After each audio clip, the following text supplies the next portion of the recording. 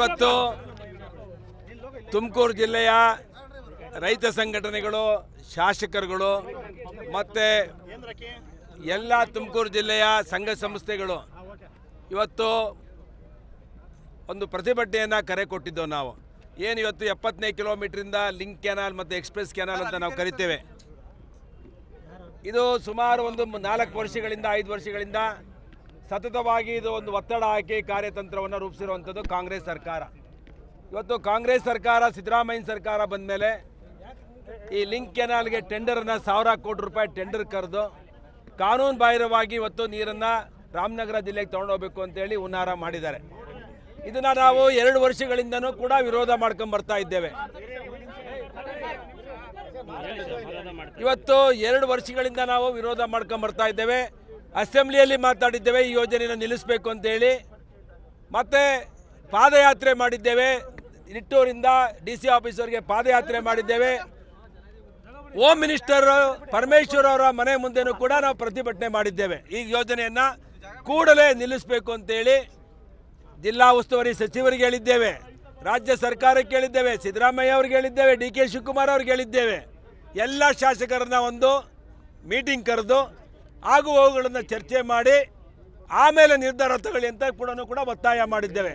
ಪರಮೇಶ್ವರ್ ಅವರು ಒಂದು ತಿಪ್ಪೆ ಸರದ ಥರ ಮಾಡಿ ಒಂದು ಕಮಿಟಿ ಥರ ವಿಧಾನಸೌಧದಲ್ಲಿ ಕರೆಸಿ ಆ ರಿಪೋರ್ಟು ಕೂಡ ಕೊಟ್ಟಿಲ್ಲ. ನಾವು KDP ಮೀಟಿಂಗ್ ಆಯಿತು, ಅಸೆಂಬ್ಲಿಲಿ ಗಲಾಟೆ ಮಾಡಿದ್ದಾಯಿತು, ಪರಮೇಶ್ ಮನೆ ಮುಂದೆ ಪ್ರತಿಭಟನೆ ಮಾಡಿದ್ದಾಯಿತು, ಪಾದಯಾತ್ರೆ ಮಾಡಿದ್ದಾಯಿತು. ಇನ್ನೂ ಈ ಸರ್ಕಾರ ಸತ್ತಿ ಮಲಗಿದೆ. ಇದು ಇವತ್ತು ತುಮಕೂರು ಜಿಲ್ಲೆಗೆ ಮರಣ ಶಾಸನವನ್ನು ಬರೆದು ಇವತ್ತು ರೈತರ ಎದೆ ಮೇಲೆ, ಸಾವಿನ ಮೇಲೆ ನೀರು ತೊಗೊಂಡು ಹೋಗುವಂಥ ಕೆಲಸವನ್ನು ಈ ಸರ್ಕಾರ ಮಾಡ್ತಾ ಇದೆ.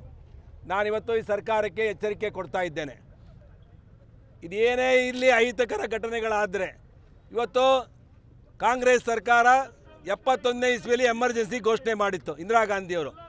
ಇವತ್ತು ತುಮಕೂರು ಜಿಲ್ಲೆ ಒಳಗಡೆ ಎಮರ್ಜೆನ್ಸಿ ಘೋಷಣೆ ಮಾಡಿ ನಾವಿವತ್ತು ಗುಬ್ಬಿಯ ನಿಟ್ಟೂರ ಹತ್ರ ಬೊಮ್ಮೇನಹಳ್ಳಿಯಲ್ಲಿ ನಾವು ಕೂತಿದ್ದೋ. ರಾತ್ರಿ ಬಂದು ನಮಗೆ ಮಾಹಿತಿ ಇತ್ತು ಪೊಲೀಸ್ನವರು ಬಂಧಿಸ್ತಾರೆ ಅಂತೇಳಿ. ರಾತ್ರಿ ನಾವು ಒಂದು 3 ಗಂಟೆಗೆ ಬಂದು ಪೊಲೀಸವರು ಅಲ್ಲಿ ನಮ್ಮನ್ನು ಬಂಧಿಸುವಂಥದ್ದೇನಿತ್ತು? ಇದು ಪ್ರಜಾಪ್ರಭುತ್ವನ? ಜನರಿಂದ ಆಯ್ಕೆ ಆಗಿರೋರು ಜನರಿಗೋಸ್ಕರ ನ್ಯಾಯ ಕೇಳಕ್ಕೆ ಬಂದರೆ ನಾವೇನಿಲ್ಲಿ ಟೆರರೈಸ್ ಮಾಡೋಕ್ಕೆ ಬಂದಿದ್ವಾ? ಇಲ್ಲ ಸರ್ಕಾರದ ವಿರುದ್ಧ ಹೊಡೆದಾಡಕ್ಕೆ ಬಂದಿದ್ವಾ? ನಾವು ಶಾಂತಿಯುತವಾಗಿ ಗಾಂಧಿ ಮಾರ್ಗದಲ್ಲಿ ಇವತ್ತು ಪ್ರತಿಭಟನೆ ಮಾಡ್ತೀವಿ ಅಂತ ಹೇಳಿದ್ರೆ ಶಾಂತಿ ಮಾರ್ಗದಲ್ಲೂ ಬಿಡದಲೆ ಗನ್ ಹಿಡ್ಕೊಂಡು ನಮ್ಮನ್ನು ಎದುರಿಸುವಂಥದ್ದು ಮಾಡಿದ್ರೆ 5000 ಪೊಲೀಸ್ ಹಾಕೋದೇನಿತ್ತು ಇಲ್ಲಿ?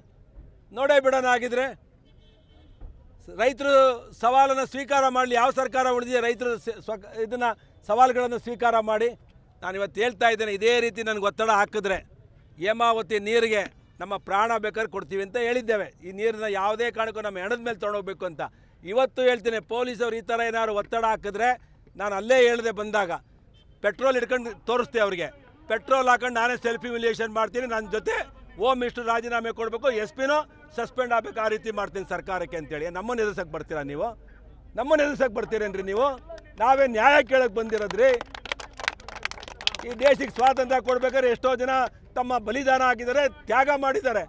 ನಾವು ತ್ಯಾಗ ಮಾಡೋಕ್ಕೆ ರೆಡಿದ್ದೇವೆ, ನಮ್ಮ ಜೀವ ಕೊಡೋಕ್ಕೂ ತ್ಯಾಗ ಮಾಡೋಕ್ಕೆ ರೆಡಿದ್ದೇವೆ.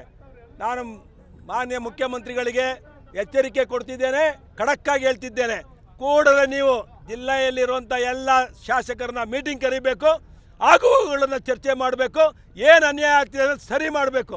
ಇಲ್ಲ ಅಂತ ಹೇಳಿದ್ರೆ ಇದು ಸ್ಯಾಂಪಲ್ ಅಷ್ಟೇ. ಇವತ್ತು ನಿಮ್ಗೆ ಪೊಲೀಸ್ ಫೋರ್ಸ್ ಹಾಕಿ ನಮ್ಮನ್ನು ಎದುರಿಸಿದ್ರಲ್ವಾ? ಹಳ್ಳಿ ನಮ್ಮನ್ನು ಬಂಧಿಸಿದ್ರಲ್ವಾ? ಹಳ್ಳಿಗಳಲ್ಲಿ ರೈತರನ್ನು ಬಂಧಿಸ್ತೀರಲ್ವಾ?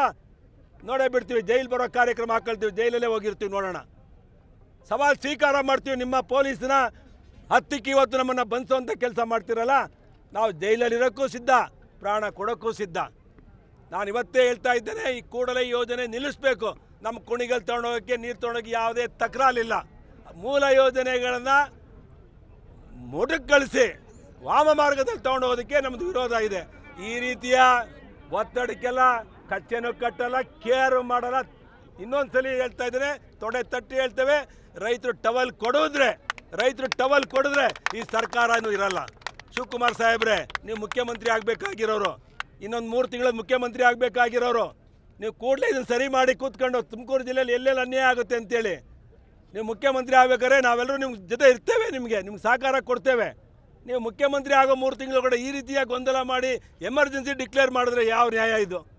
ದಯವಿಟ್ಟು ನಾನಿವತ್ತು ಮುಖ್ಯಮಂತ್ರಿಗಳಿಗೂ ಹೇಳ್ತಿದ್ದೇನೆ, ಡಿ ಕೆ ಶಿವಕುಮಾರ್ ಅವ್ರಿಗೆ ಹೇಳ್ತಿದ್ದೇನೆ, ಶಾಂತ ರೀತಿಯಲ್ಲಿರುವಂಥ ತುಮಕೂರು ಜಿಲ್ಲೆ ಜನ, ಸಾಕಷ್ಟು ಜನ ಹೋರಾಟಗಾರರು, ವೈ ಕೆ ರಾಮಯ್ಯನವರಿಂದ ಹಿಡಿದು, ಲಕ್ಕಪ್ಪನವರಿಂದ ಹಿಡಿದು, ಉಚ್ಮಾಸ್ತಿಗೌಡರಿಂದ ಹಿಡಿದು, ಸೊಗಡು ಶಿವಣ್ಣವರಿಂದ ಹಿಡಿದು, ಮಲ್ಲಿಕಾರ್ಜುನವರಿಂದ ಹಿಡಿದು, ಬಸವರಾಜ್ ಅವರಿಂದ ಹಿಡಿದು, ಕೃಷ್ಣಪ್ಪನವರಿಂದ ಹಿಡಿದು, ವೈ ಕೆ ರಾಮಯ್ಯನವರು ಮತ್ತು ನಮ್ಮ ಎಕ್ಸ್ MP ಆಗಿದ್ದಂಥ ಮುದ್ದನ್ಮೇಗೌಡರಿಂದ ಹಿಡಿದು ಎಲ್ಲರೂ ಹೋರಾಟ ಮಾಡಿದ್ದಾರೆ ಈ ನೀರಿಗೆ. ನಮ್ಮ ಜಿಲ್ಲೆಯ ಹಕ್ಕು ಕೂಡ ಇದು. ಯಾವುದೇ ಕಾರಣಕ್ಕೂ ಒಂದು ಡ್ರಾಪನ್ನು ಕೂಡ ರಾಮನಗರ ಜಿಲ್ಲೆಗೆ ನೀರನ್ನು ಕೊಡೋದಿಲ್ಲ. ಮೂಲ ಯೋಜನೆಯನ್ನು ವಿನ್ಯಾಸನ ಹಾಳು ಮಾಡೋದಕ್ಕೂ ಬಿಡೋದಿಲ್ಲ. ಕೂಡಲೇ ಈ ಲಿಂಕ್ ಕ್ಯಾನಲನ್ನು ನಿಲ್ಲಿಸಬೇಕು.